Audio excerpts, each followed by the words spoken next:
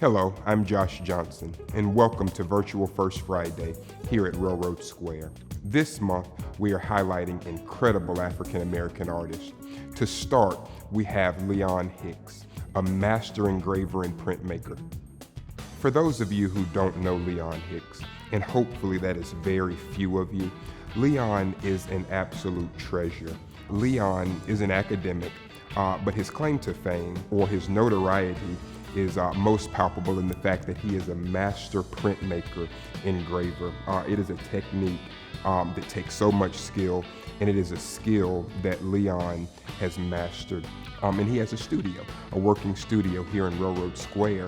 And so Leon Hicks will have a beautiful show exhibited at the 621 Art Gallery for the whole month of February. It will encompass a series of about 35 different colored monotypes and some other works from across the life's work of Leon Hicks. We would love to see you there. Next up is herbalist Dana Brower, owner of Knotz Mane, a shop right here in Railroad Square. Her tradition informs her craft, and her family has informed her tradition. Here, it's all about nature. It's all about nature and enhancing your health in nature.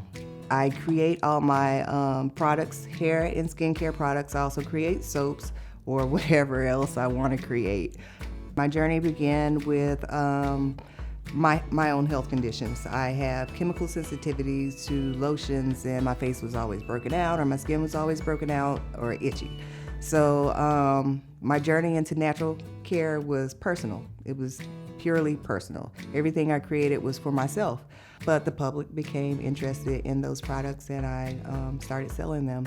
I kind of graduated more wanting to learn more about natural care ingredients and products, so now I'm studying herbalism just because I want to improve my products. I want to make my products better. Culturally, I am my grandmother's child. I believe in making things from scratch, knowing what's in them. I'm really attached to the earth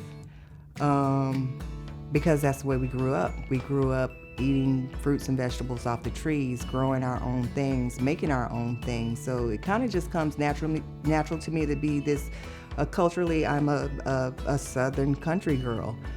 The creative process for me is ongoing. I'm always thinking about what I'm gonna do next, what I wanna make next. It starts with an idea, something that I want to create, usually for myself. If I'm having a problem, whatever it is, digestive, it begins with, okay, well, you need something for this. And so the creative process begins usually with me, but then also with my clients now. I have clients that come in and they want specific things for specific reasons. I would say that we need to look to nature more. We need to look to nature more for what our bodies need. We are what we eat. Next up is Brandon Adlam, a talented photographer with GuyXPhoto, a studio right here in Railroad Square.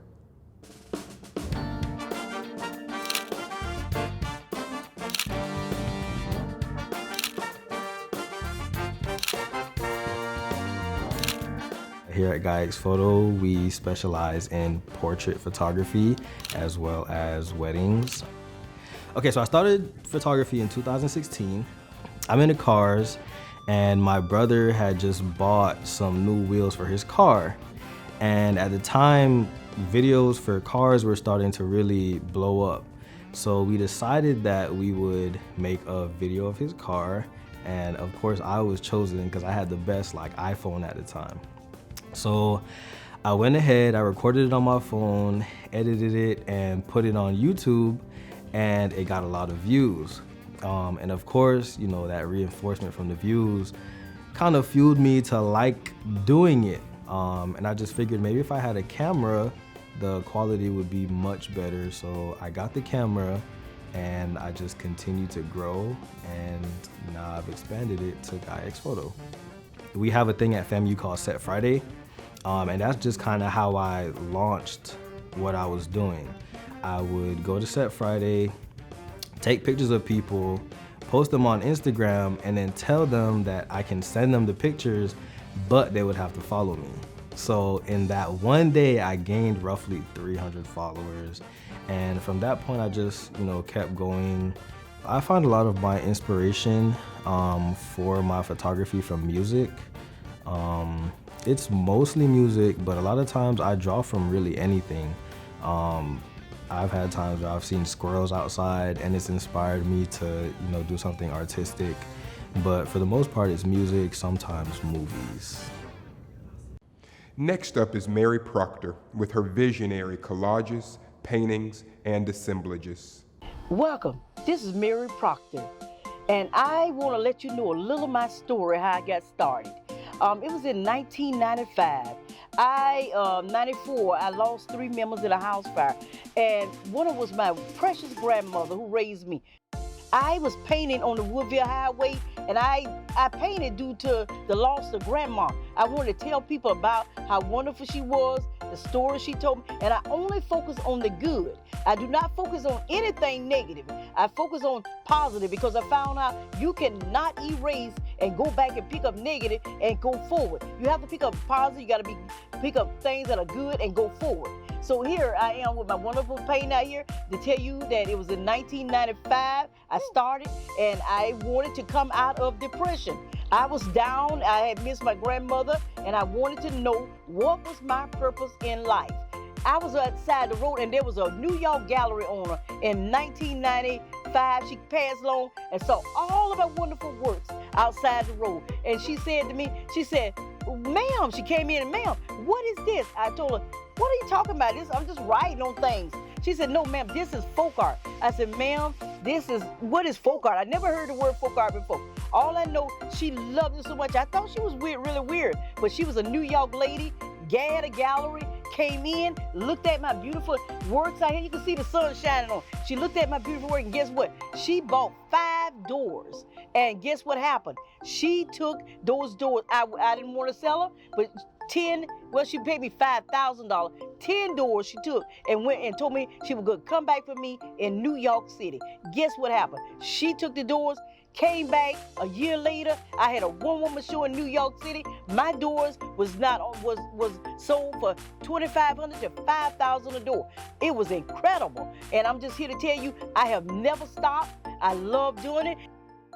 Everything is good, feel good about me when I make art, when I do things. That's my job. Yours might to do other things. You never know. Yours might to go out and help somebody. Yours might be to cook. Yours might be to dance. Yours might be whatever you is good at is to do good. And in spite of what you're going through, in spite of what you fight it by doing good. And here I am, a workshop. I have a story with this here. I want you to come out, take my workshop, and I want you to bring your own message, bring something personal that belongs to you, and I will write on the back of it, done with Mary Proctor. I also will give you a certificate of achievement with me, and I also have a little story that come with it that we posted on the back. You can't miss this, because remember, it is not about what you've done, it's about what you going to do. Because see, you can't worry about what you've done. You got to go forward to what you can do and to better you, better your life, better everybody else around you. And we can't focus on yesterday. We must focus on today to make tomorrow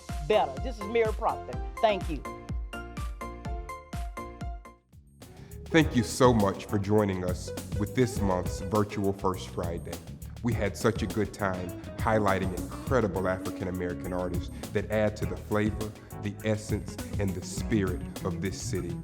Hope to see you next time.